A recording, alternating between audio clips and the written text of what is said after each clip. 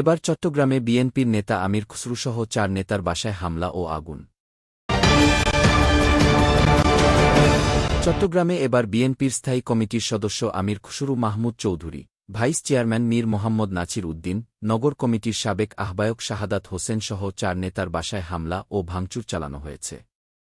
এ সময় পুড়িয়ে দেওয়া হয়েছে বাসার নিচে থাকা গাড়িও। শনিবার রাত ৮টা থেকে ৯টার মধ্যে এসব ঘটনা ঘটে। হামলায় ছাত্রলীগ, যুবলীগ নেতাকর্মীরা জড়িত বলে দাবি করেছে বিএনপির নেতারা। নগর কমিটির সাবেক আহ্বায়ক শাহাদাত হোসেন গণমাধ্যমকে বলেন, নগরের বাদশা মিয়া সড়কের তার বাসায় ছাত্রলীগ, যুবলীগের শতাধিক কর্মী এসে ভাঙচুর চালান। বাসার দরজা তারা ভেঙে ফেলেন। ভাঙচুর করেন বাসার জিনিস। বাসায় তার অসুস্থ মা রয়েছেন। ঘটনার সময় তিনি, শাহাদাত, বাসায় ছিলেন না। তিনি আরও বলেন, হামলাকারীরা বাসার নিচে পার্ক করা ১০-১২টি গাড়িও আগুনে পুড়িয়ে দেন। গাড়িগুলো ভবনের অ্যাপার্টমেন্টে থাকা চিকিৎসক, শিক্ষকসহ বিভিন্ন পেশার লোকজনের। আগুনে অ্যাপার্টমেন্টে থাকা লোকজন আতঙ্কিত হয়ে পড়েন। শাহাদাতের বাসার পর নগরের পাঁচলাইশ এলাকায় নগর বিএনপির আহ্বায়ক এরশাদ উল্লাহর বাসায়ও হামলা চালানো হয়। নগর বিএনপির দপ্তরের দায়িত্বে থাকা ইদ্রিস আলী বলেন, এরশাদ উল্লাহর বাসায় হামলা চালিয়েছে ছাত্রলীগ, যুবলীগ।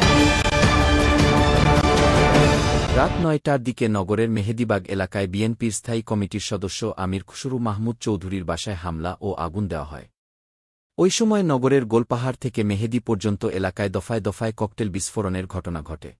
বিএনপির চট্টগ্রাম বিভাগীয় সহসাংগঠনিক সম্পাদক মীর হেলাল উদ্দিন বলেন, তাদের নগরের চট্টেশ্বরীর বাসায় ছাত্রলীগ, যুবলীগের লোকজন হামলা ও ভাঙচুর চালিয়েছেন।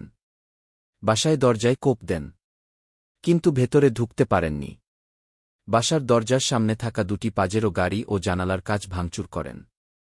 ওই সময় বাসায় তার বাবা মীর নাছির উদ্দিন ছিলেন।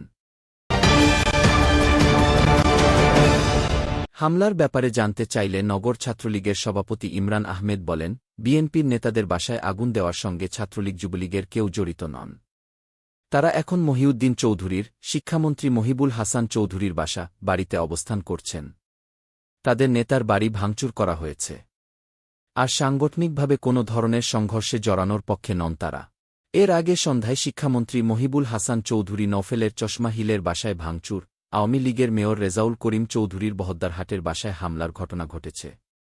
এছাড়া সংসদ সদস্য মোহাম্মদ মহিউদ্দিন বাচ্চুর লালখান বাজারের নিজের কার্যালয়ে ভাঙচুর ও আগুন দেওয়া হয়।